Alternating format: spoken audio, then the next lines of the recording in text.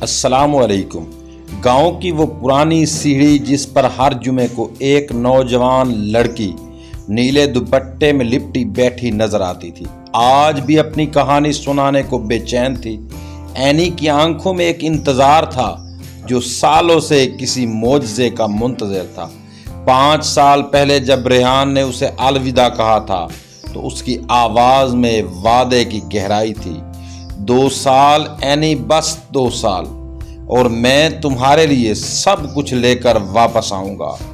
وہ دن تھا جب گاؤں کی دھول بھری سڑک پر ریحان کی گاڑی نظروں سے اوجھل ہوئی تھی اور اینی کے ہونٹوں پر ایک اداس مسکراہٹ تھی جو کہہ رہی تھی تم لوٹ آؤ نا۔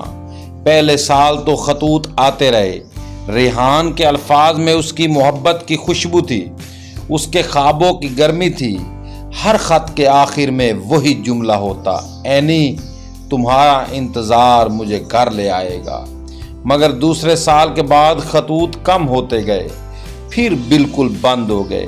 اینی نے ہزاروں بہانے بنائے، شاید خط کھو گیا، شاید ریحان مصروف ہے، شاید، مگر گاؤں والوں کی نظروں میں جو چیز چھپی تھی وہ اسے دیکھنے سے انکاری تھی۔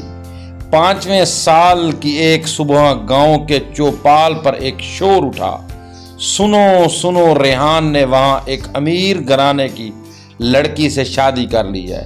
کسی نے زور سے اعلان کیا۔ اینی اس وقت اپنے آنگن میں پودوں کو پانی دے رہی تھی، اس کے ہاتھ سے لوٹا گر گیا اور پانی کی بوندیں مٹی میں گم ہو گئی جیسے اس کے خواب۔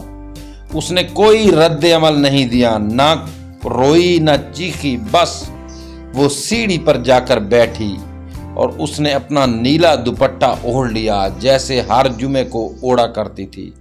دن گزرتے گئے مگر اینی کی عادت نہیں بدلی، وہ ہر جمعے کو سیڑھی پر بیٹھ کر راستہ تکتی رہتی۔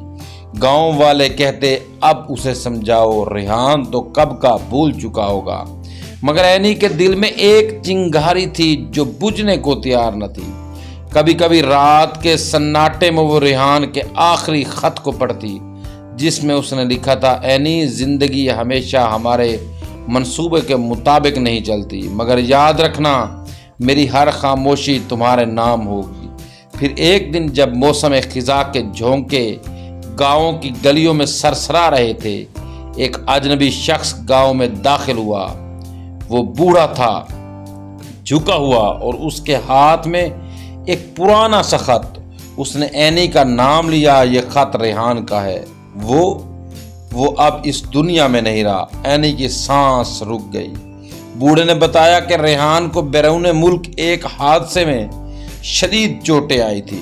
ڈاکٹروں نے کہا تھا کہ یہ زیادہ دن نہیں جی پائے گا۔ اس نے اپنی آخری خواہش میں کہا تھا اینی کو یہ خط ضرور پہنچایا جائے اور اسے بتایا جائے وہ کبھی اسے بھولا نہیں تھا۔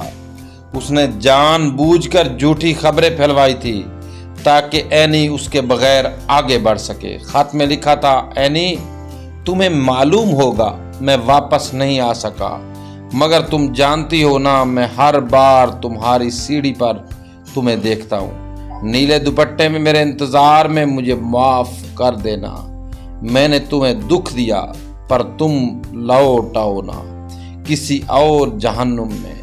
اینی نے خط چوم لیا، اس کی آنکھوں سے آنسوؤں کی ایک لہر بہہ نکلی، مگر اس کے چہرے پر ایک سکون تھا جیسے کسی نے اس کے انتظار کا اختتام کر دیا ہو۔